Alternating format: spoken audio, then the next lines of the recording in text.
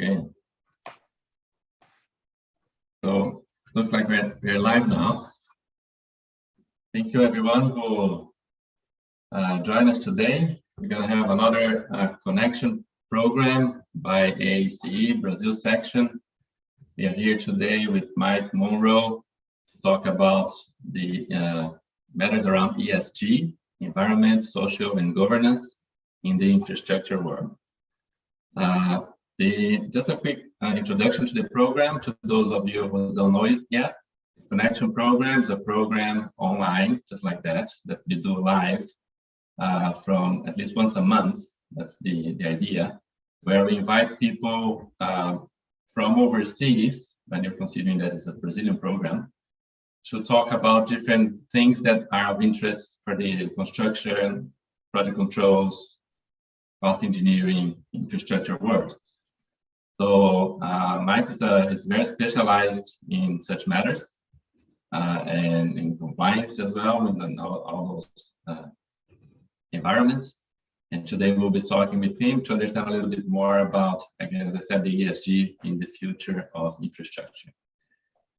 Just a quick note to say that today is our AACE Brazil section's president's birthday, so he apologizes, but he won't be here today with us. So happy birthday, Aldo. I hope you're enjoying your day. Well, Mike, very welcome. Thank you so much for taking the time, for accepting this invitation. Almost last minute, it wasn't that long ago that we had a chance to talk about it. Very excited to have you here. Everything you have to say and to talk about it, it's very interesting. I always like our conversations. And I'm hoping that today we'll be able to learn a lot from you, your experience, your perspectives, and yeah, welcome. Great, thank you, Philippe. I very much appreciate being here. I always enjoy talking to these types of groups. No question that having people getting together from a broad range of organizations, benchmarking, talking about topics of interest is extremely valuable. So I applaud the work that you and this organization is doing, and it is a specialized area, and it's a very important area for people to get it right, or as right as possible when it comes to costing and procurement and project management. So I'm very pleased to be here. Okay, well, thank you very much. Just a quick thing though, it looks like we have a bit of an echo. Oh, we do? If I can, yeah, I'm getting a message here from our team organizing the event. I have my YouTube on mute, so I don't know what's going on.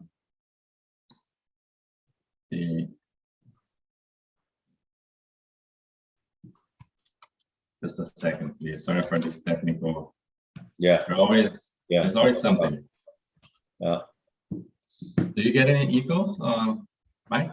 I'm not hearing any echo at all. Are you when I talk? Do you hear an echo? No. Yeah, because I'm in a relatively small room, so I'm not sure.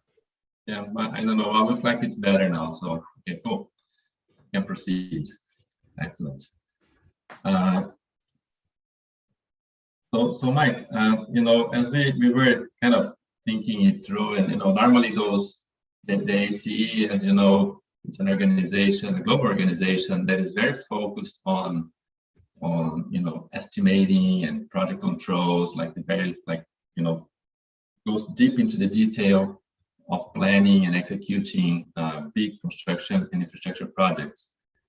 Now, the matter that we're going to be discussing today does touch on that, but it's much broader in perspective, right? So it would be really good to listen from you, you know, what you have to say, and then, you know, feel free, if you can also, please, I forgot, I'm so sorry, you can introduce yourself. That's how we do it as well. Now, this program is a little bit about that, so it's supposed to be very informal. The idea is for us to have this, you know, this environment where we can share freely information and experience. with the public that are relevant to the membership of the ACE. So if you please introduce yourself, and then we'll take it from there. We start talking more about the ESG and how it impacts the future of infrastructure. Yeah, well, sure. Again, my name's Mike Monroe. I worked for a very large corporations, global corporations, for over 30 years. I started off with the Dow Chemical Company, where I worked for 18 years with them. As probably most of you know, Dow operates around the world, has a very strong presence in Latin America as well. From Dow Chemical, I ultimately joined offshore drilling company, the largest in the world, called Transocean. Transocean, at one point, we had 12, 13 drill ships off the coast of Brazil. Petrobras, a very, very important client for Transocean. And after I did a short stint with a global law firm focused on compliance and project issues, I was recruited to join Odebrecht Engineering and Construction. And at Odebrecht, I joined in 2016, where I was asked to really focus on developing the company's global compliance program and efforts. At that point, the company had made a decision that it was going to be transparent in the issues that it was facing with Lava Jato. And so they brought me down to Sao Paulo, where I lived close to 3 years, and I built OEC's first global compliance program. It's interesting because what I have always felt, and this goes back to my years at Dow Chemical, is that project management is such a valuable tool when it comes to virtually anything in business. And so actually how I built my compliance programs and efforts over the years was always using very stringent project management tools. And at the same time, I was also focused on and saw the value of the various functions getting together and being able to work in a manner that brought value to the company. So for example, at Odebrecht, it was clear to me that Odebrecht had a very strong sustainability area, and the company is just outstanding when it comes to sustainability issues such as people, the environment, safety. And so what I did working on a project management basis is use the strengths of Odebrecht, which, well, again, very, very strong, and brought those into the efforts that we did regarding compliance. So again, the area of project management and bringing in the different functions that I'm sure most of you have to work with all the time, and getting the right costing and evaluating a particular project is something that I have done most of my career.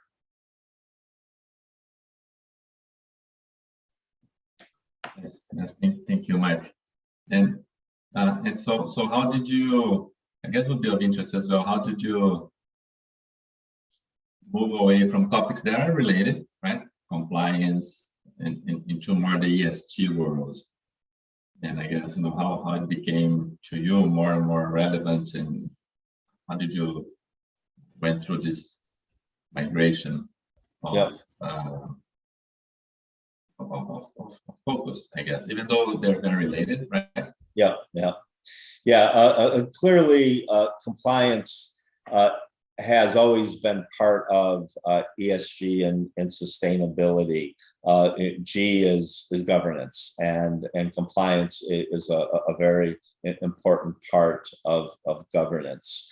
When I left Odebrecht almost 3 years, I formed a firm called GCMR, and with that firm, we made a decision that we're going to focus on areas that were complex and brought value to an organization.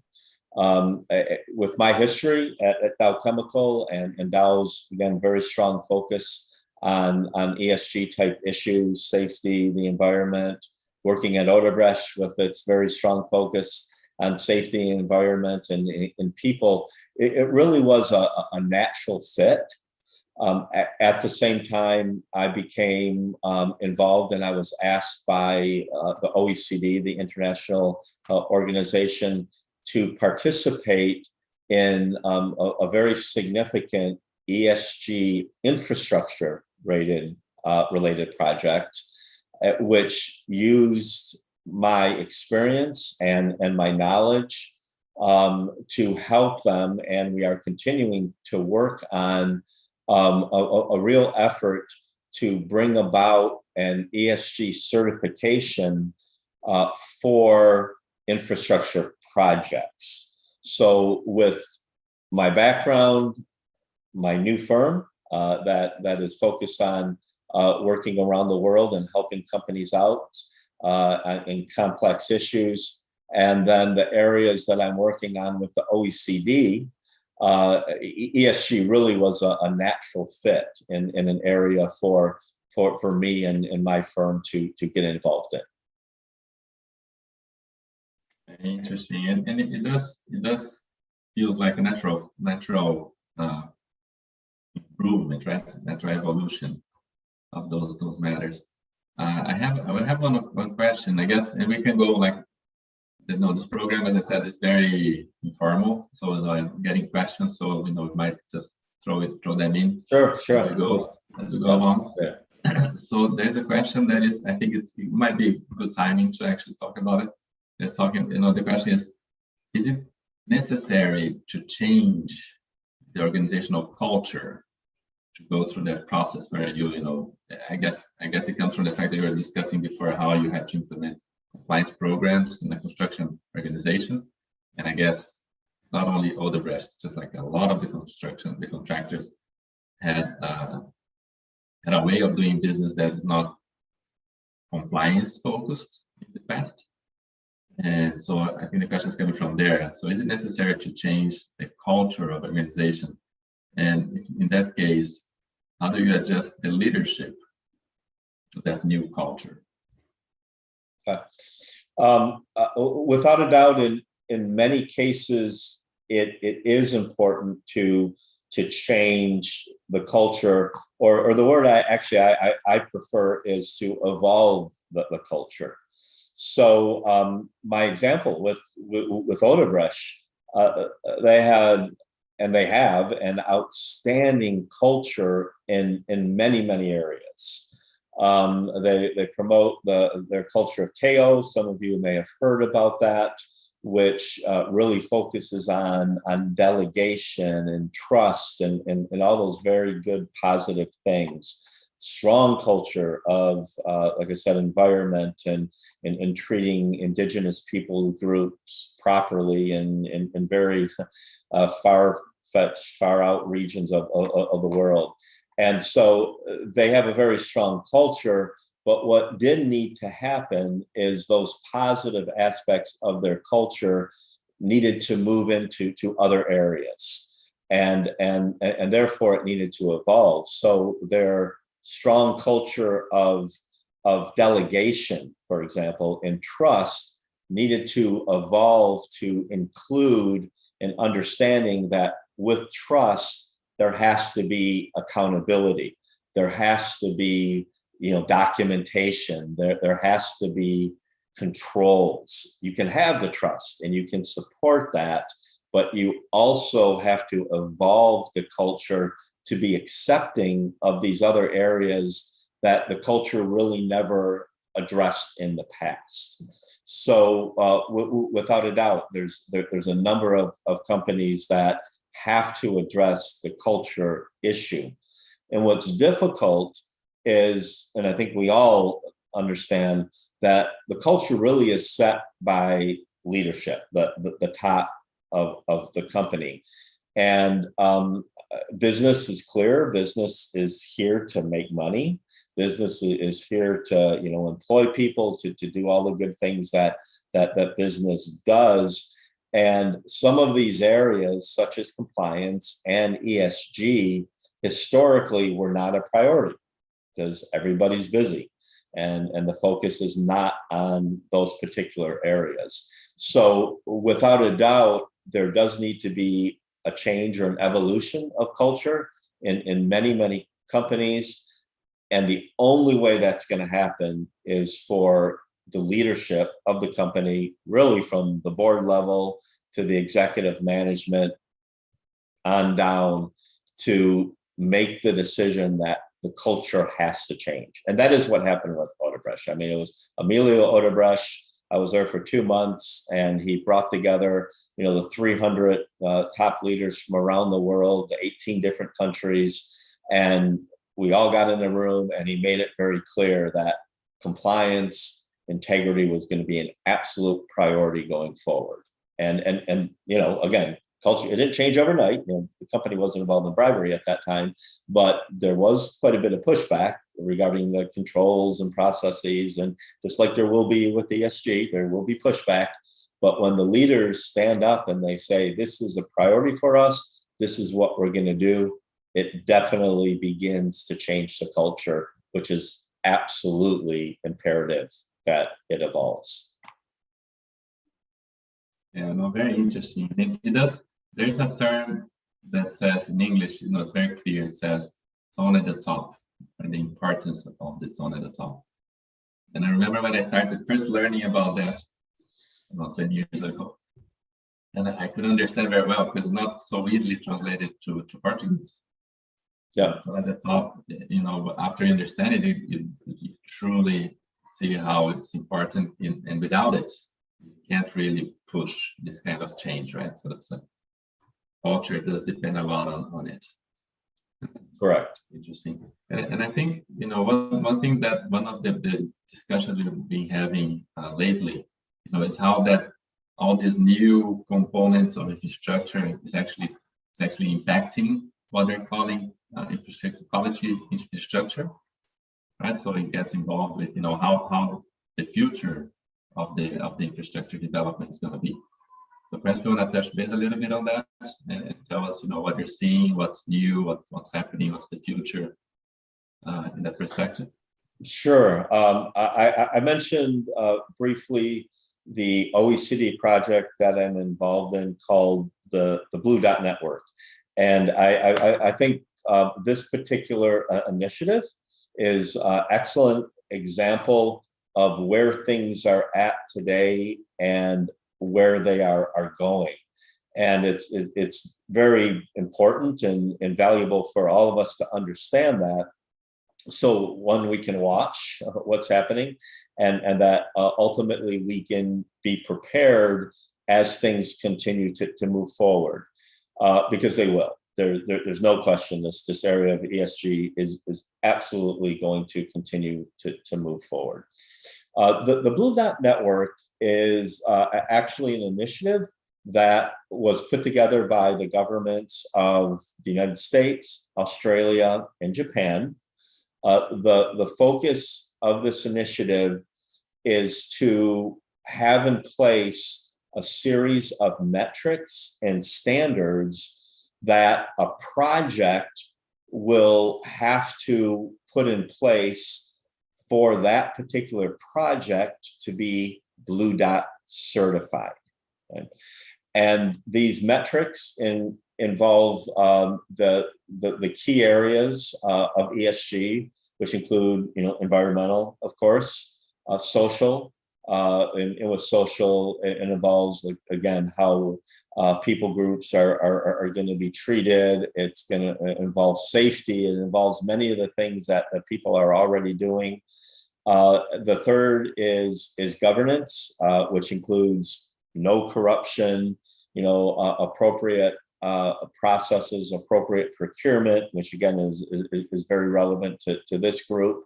And then the fourth area is finance, the economics, what's interesting is that the Blue Dot Network, and in fact, what many people who are supporting ESG are doing, is they're recognizing that the economic side, the finance side, is unbelievably important and actually essential when people are talking about ESG. Because if you don't have a project that is financially sustainable, that is going to be successful, you're not going to have any project, and you don't have to worry about the rest. Okay, so you don't have to worry about E, you don't have to worry about S, you don't have to worry about G. So what the Blue Dot Network and the OECD is focused on is putting together this certification package. And what they're going to have is very specific criteria that is going to have to be met in each of those areas for the project to have to be certified.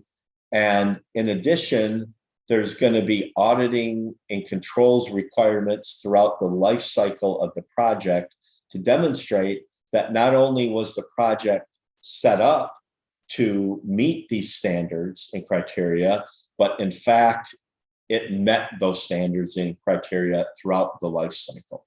So it's a very significant effort that is being undertaken. And obviously, a lot of these standards and criteria that are going to have to be met, there are costs associated with those.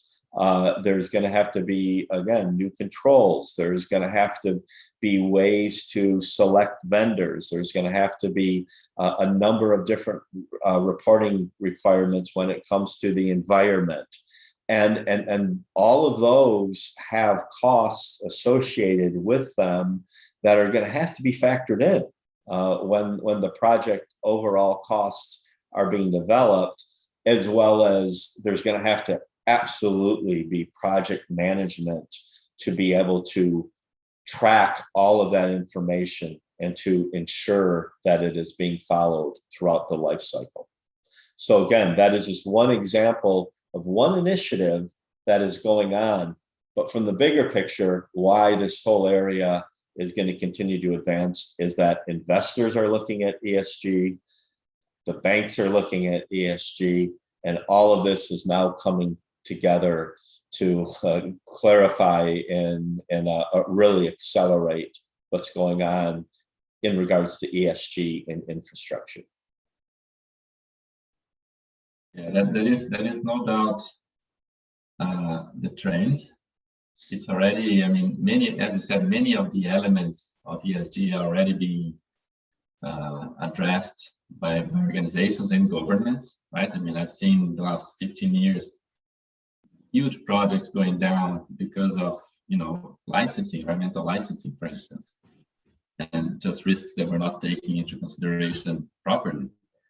And yeah, so they're now all coming together under the ESG umbrella, which is extremely interesting. And the Blue Dot initiative, it is indeed something that I can see, you know, becoming the new standard for projects. But one question, though, I think, and that's a question I have. So is it only for the project portion of the asset life cycle, or it goes as well throughout operations? Throughout operations. So and it's a great question, and that issue, as you can imagine, has been discussed, you know, thoroughly. The decision was made with the Blue Dot Network, with the projects, that the project itself would have to be certified. And of course, what that means is the project will have to list out all of the requirements and all of the expectations of those who are bidding on that project. Okay, so not only is there going to be a lot of work by the project owners to organize all of this and make sure that it's clearly communicated, but then any of the contractors who are involved are also going to have to take into consideration that they're going to have to meet the set of criteria and standards in order to bid, in order to win the project work. And so that's at the contractor level, it's at the subcontractor level, it's at the vendor level. So by the project saying, this is what our expectations are, this is what you have to do, here's how we're going to manage the entire life cycle of the project. And to your point, that does include, once the project's up and running, that it continues with the same processes and standards and requirements. For example, due diligence on certain high-risk vendors, if that's going to be part of the project, the procurement process, if that's going to be part of the project up front, they have to continue to do it throughout the life cycle. And so, again, it's something that, without a doubt, it's going to be extremely impactful on a very broad range of parties who are involved in the project, because the requirements are set at the project level, again, through the life cycle. So yeah, so very interesting, and I guess as well, one aspect that people would like to hear about is, on a high level perspective, then I want to go a little further down the detail, but from a higher level perspective, you mentioned that the banks and the investors are they're looking for ESG compliant projects more and more, such that many of the funds even only invest in green projects, that they call, and some of the multilateral agencies are also starting to be more and more worried about those matters, right? They have been over the years, but I guess it's becoming more and more. How do you see them getting involved in supporting or not the Blue Dot initiative? Yeah, like you mentioned, the focus in particular of banks, and depending on where the banks, clearly European banks have been focused on sustainability, ESG issues for a while, and that has spread over the past years. At Transocean, I used to be on all kinds of calls with banks and challenged regarding what we were doing in the area of sustainability. So that has been around for a while, but really what is getting a lot of attention is, one, the stronger focus by the banks, but as we mentioned, the investors who are have, like you said, specific funds that are investing only in green, and those funds are increasing in value. What they are now, though, demanding is where historically there was a lot of aspirational statements made about ESG and what companies were planning on doing. What the funds are doing now, and many of the banks, but in particular the funds, they are requiring that there be KPIs, very specific KPIs, and those KPIs have to be developed, communicated, and then they have to be met, and then they have to be disclosed. So where this is becoming much more of an important focus is that the investors and others are now demanding very detailed compliance in the areas of ESG and disclosure. And that is just becoming more and more prevalent in the investor world and with the multilaterals. So before, where companies could just say, this is our plan, this is what we hope to do, we're a great company, we do all these good things. Now they're saying, okay, that's all fine and good, but now you have to prove it, you have to demonstrate it, and that has to be very specific. And guess what? That information better be accurate, because if companies disclose things that they're doing or that they've done and it's not accurate, that's a whole nother area of concern and of risk. And the consequences of that, I must say right now, it's it really isn't known, but there clearly will be consequences of companies that are found out to have disclosed information to have developed KPIs that are not accurate. That can be a real problem for companies in the future. Yeah, I was reading your article this morning on the compliance blog that talks exactly about that, right? How important it is to disclose all those information, but then at the same time being risk aware by doing it proactively, managing the kind of risk you can get exposed to.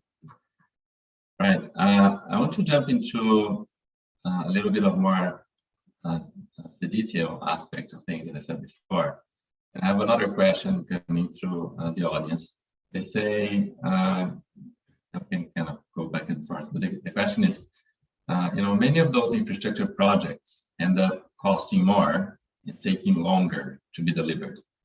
And often as well is the case that they actually don't reach the benefits that they are supposed to, right? There are too many poor and bad estimating of time, of quantities, of cost, for different reasons, often, right? It's just the way it is. There are too many variables.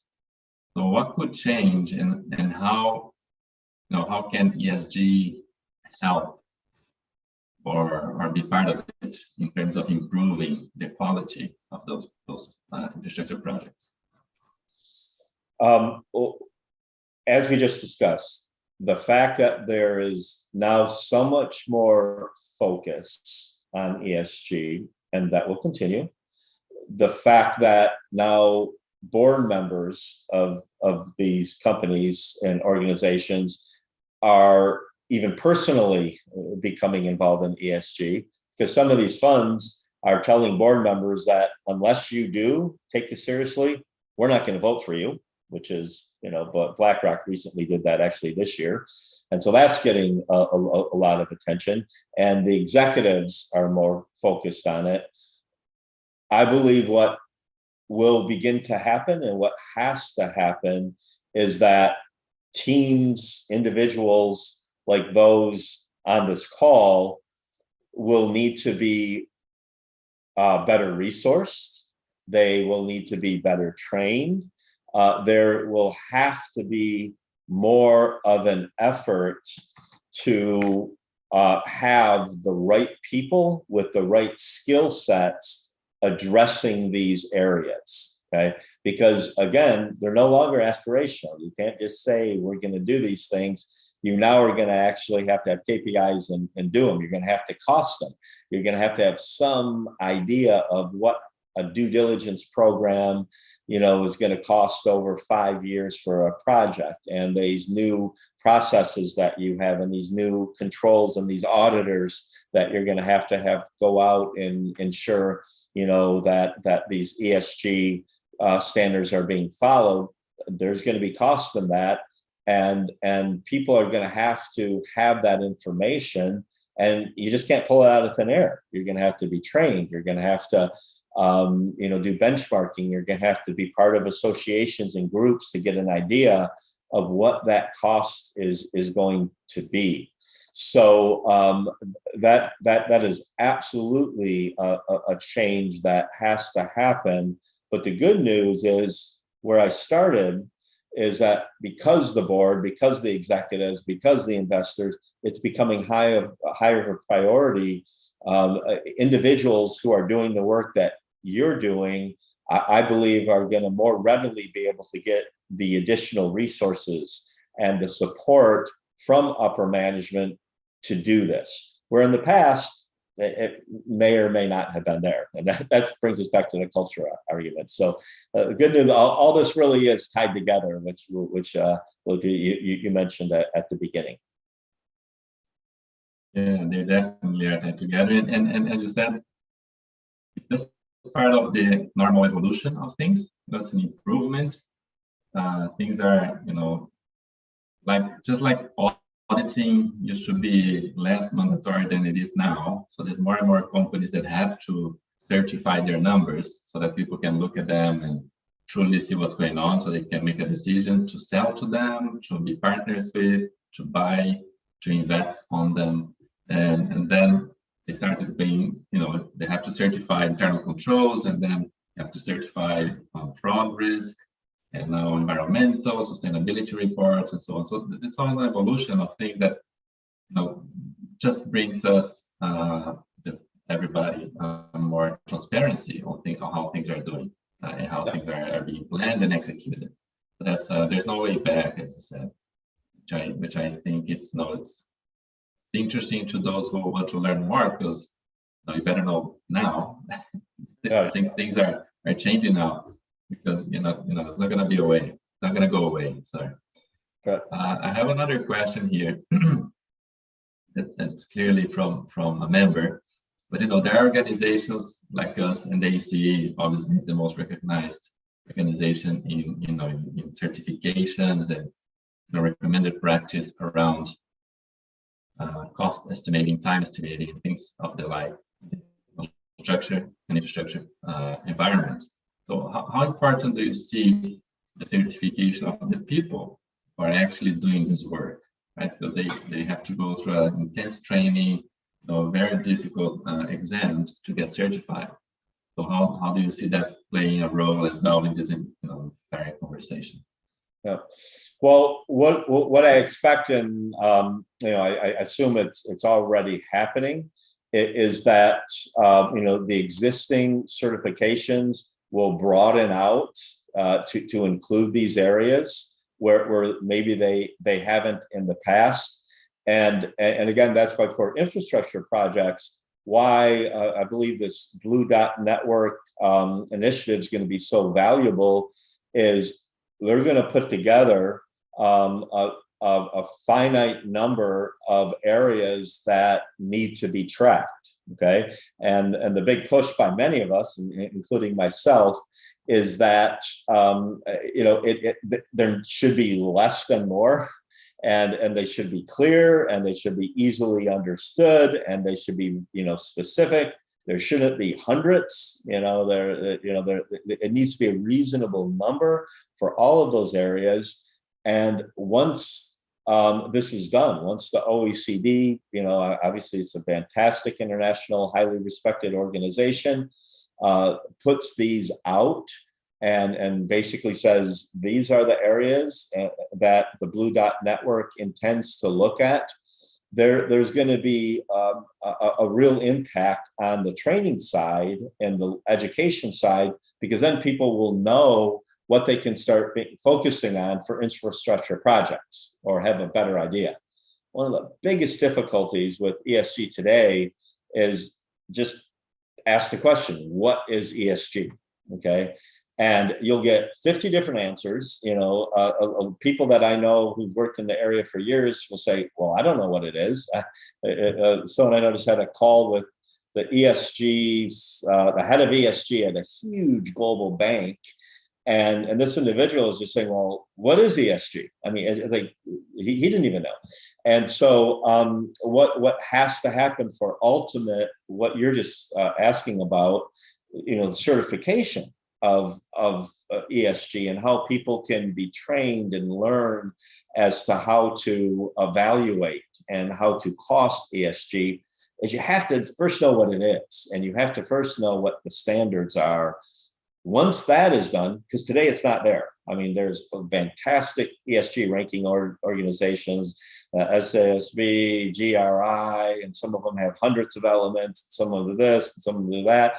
But what the hope is, and personally my professional hope for what's happening with this OECD Blue Dot Network infrastructure project is there will be a consensus, and there will be an agreement that here are the standards, these are what's going to be looked at, and then all of you can look at those and say, okay, what do I need to do to get trained? And there will be organizations, as we all know, that will step in and say, we can certify you. We will become the subject matter experts. We'll develop the tests for you to be certified to actually cost these things or take these things into consideration.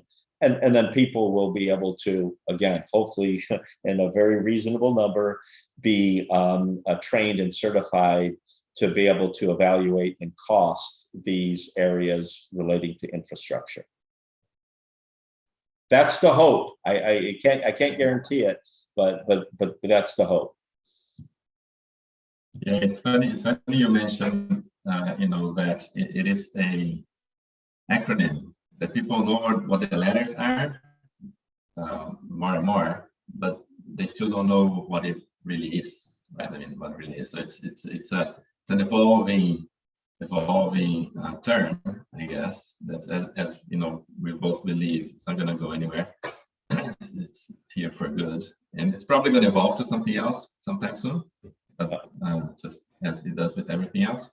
Because we have a question now from the audience saying, well, when I hear, the person says, when I hear ESG, it stands out to me the E, right, the environment piece. Then the G has been already around for longer, but the S is still, person says, I don't see it being very much developed. So what could be done to stimulate the investments in social related aspects to those projects? I think that the ESG as such is already it, right? It's already, you're already saying, well, no, all those things, social including, have to be dealt with, and you're going to have KPIs and so on and so on. But please tell us your perspective. Okay. Well, one important element of the S is very well known and very well developed, and that is safety. Okay, safety is a key aspect of social, and so any company, any company that's been around for a while can talk about today the S, and virtually all companies track the S when it comes to construction and project. So that is already there, and that of course will only continue in importance. And what this ESG is going to help do is bring that more to the forefront and have it part of the whole story, because one of the real benefits of ESG that I see is it tells the whole story. Okay, so maybe one company isn't so strong on the E because they actually are producing power and possibly using coal to do it or something like that, but they may have fantastic S when it comes to safety, and the whole story needs to get out, and they may have great governance. So ESG, I think, is going to be actually very helpful. Now, the S that I believe was being referred to, the elements of the S that was being referred to in that question, really relates to, I believe, two primary areas. One is an area that's also looked at today, and is a part of a lot of infrastructure projects, and that is, what is the impact on local communities of this infrastructure projects? And that was very relevant for companies like Odebrecht. I mean, Odebrecht building $5 billion dams, and filling up whole areas where there's all kinds of tribes been living there for 200-300 years, and what do you do with those people groups, and how do you treat people, and then how do you train them, and do you use local content, which Odebrecht is fantastic at, versus bringing in people from the outside. So that, I would say, is kind of mid-level, already very well recognized, something that will continue. People are going to want to know how our people groups, how our communities being treated by infrastructure projects. So that's there. And then the third area is the one that is a little bit more difficult, because that often gets into diversity type issues, and those include women-owned businesses. Those include minority-owned businesses. Well, what minority? In the United States, we know and it's understood what the minority population is in the areas that people like to build, but that's not the case in all countries. And so there's different minority groups in all countries, and there's different religions, and there's different cultures. And so the social area, I think, is going to be the one that probably this question is focused on. It's really not clear, and it may have to be different depending on the country, for example. Now, the goal is it will always be there. It's we all will agree. There should be more minority-owned businesses, minority involvement. There should, women need to play more and more role in leadership and in companies and business. I mean, we all agree on those things. So those will hopefully be addressed in every country, but the levels in which they're addressed is going to be different. So that is the one area that I believe was being referenced here. But remember, that's only one area of social. There's a whole lot of other areas of social that companies need to talk about it, and there's costs associated with those. And safety programs cost a lot of money if they're done right. There's a lot of training in regards to safety. If you're going to move entire, Odebrecht would move entire communities, tribes, and build houses for them, and build and make farming for them. There was a lot of costs associated with that, and so all of those things are going to continue, and they all do need to be costed out.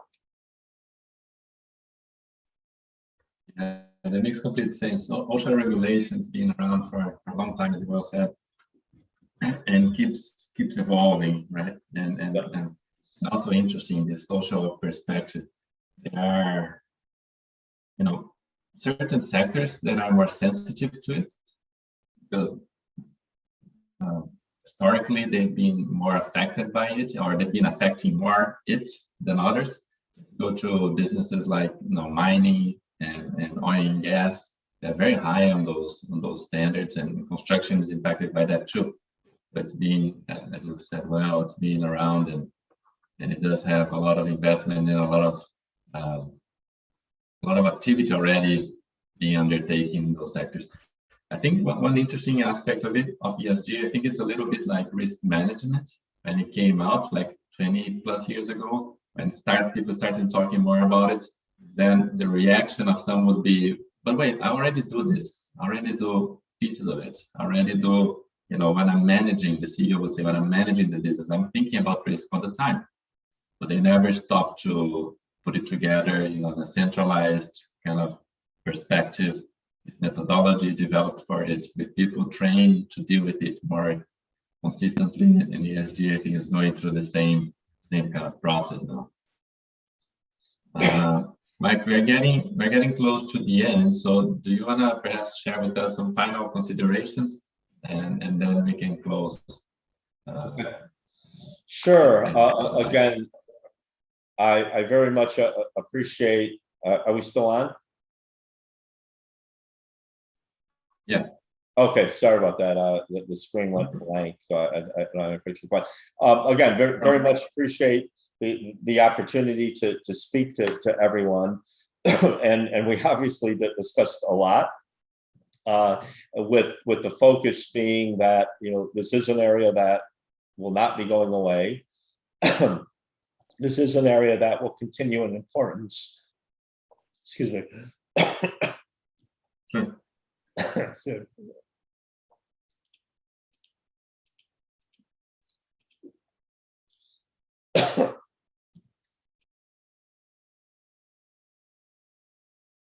the air is too dry. We're getting close to an end. I'm gonna, while Mike doesn't come back, I'm gonna, you're back. You good? Sorry about that. Hey, Okay. I don't have my water here. So water is very important with ESG. So again, I really appreciate everyone's time, and these discussions are very valuable, and I'm glad to be part of them. Yeah, all right. Thank you so much, Mike. On behalf of the organization, I guess one last question we normally do for people who are involved in the infrastructure, the construction, the project controls, the cost estimating industries. We like to hear, if your perspective on institutions like the ACE, specifically the ACE, obviously, how important they are for all of these things to happen. With all those opportunities to network and to be in touch with people like you, who've been doing fantastic stuff in the sector that we operate in. So Patrick, if you you. The throat is okay?